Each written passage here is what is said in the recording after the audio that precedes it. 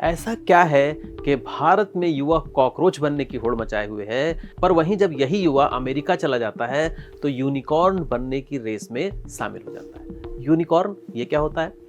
America के capitalist Elon ली ने 2013 में यूनिकॉर्न स्टार्टअप एक टर्म दिया। यूनिकॉर्न होता है पौराणिक घोड़े जैसा एक जीव जो कि सफेद होता है, तगड़ा होता है, सुंदर होता है और उसके माथे पर स्पाइरल होता है, सींग होती है, spiral seeing.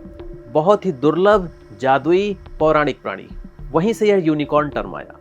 American think tank national foundation for American policy, इसने एक रिपोर्ट जारी की है और उसमें बताया कि अमेरिका की 96 जो यूनिकॉर्न कंपनीज हैं, यूनिकॉर्न कंपनीज मतलब $1 अरब से ज्यादा वैल्यूएशन वाली जो कंपनीज हैं, या तो उनकी स्थापना भारतीयों ने की है या उसकी स्थापना में भारतीयों ने अहम योगदान दिया है। और इस मामले में, यूनिकॉर्न स्टार्टअप के मामले में, भारतीय मूल के उद्यमियों ने चीन को, इजराइल को, कनाडा को, रूस को और यूरोपियन कंट्रीज के भी बहुत सारे देशों को पीछे छोड़ दिया है। नंबर्स की बात किया जाए तो जहां भारत के लोगों ने 60 यूनिकॉर्न स्टार्टअप स्टैब्लिश किए तो इजराइल ने 47, चीन ने 41 और कनाडा, रूस इन सब के और भी कम।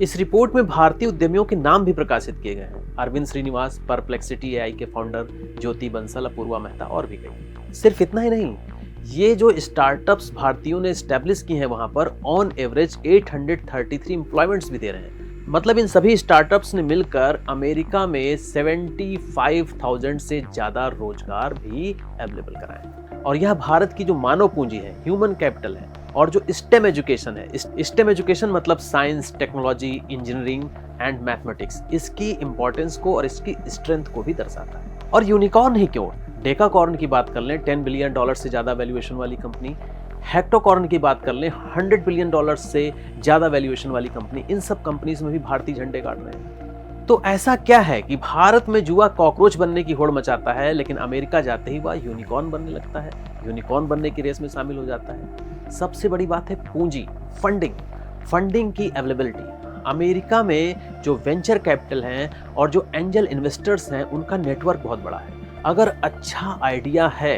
तो अरबों डॉलर की फंडिंग बड़ी आसानी से मिल जाती है। अमेरिका का इकोसिस्टम समझिए, वहाँ की सिलिकॉन वैली को समझिए। वहाँ की सिलिकॉन वैलीज में यूनिवर्सिटीज भी हैं, इन्वेस्टर्स भी हैं, बड़ी टेक कंपनीज भी हैं, एक्सपीरियंस्ड एंटरप्रेन्योर्स भी हैं। सब कुछ वहाँ पर एक ही जगह मिलता है। और तो और वहाँ पर जोखिम लेने की संस्कृति है। असफलता को वहाँ पर कलंक नहीं माना जाता है। भारत में आज भी गवर्नमेंट जॉब सबसे अच्छी जॉब मानी जाती है। जिसको गवर्नमेंट जॉब मिल गई वही सफल है, ऐसी सोच आज भी हावी है। और इन सब से हटकर एक बात और, वैश्विक बाजार में अमेरिका की पहुंच, अमेरिका की पकड़। अमेरिका में आपने अगर एक अच्छी, एक वैल्यूएबल कंपनी, एक वैल्यूएबल सर्विस स्टैब्लिश कर दी, ऐसी कंपनी स्टैब्लिश कर दी, तो वहां पर कस्टमर्स के लिए आपको संघर्ष नहीं करना पड़ता। और सबसे बड़ा रीजन, जो भारत का जो सिस्टम है, भारत की जो राजनीति है, यहाँ की जो सोशियो पॉलिटिकल जो थ्योरीज हैं, उनकी वजह से यहाँ पर जो प्रतिभाओं का गला घुटता है, जो प्रतिभाओं को मौके नहीं मिलता, उसकी वजह से जो होता है ब्रेन ड्रेन।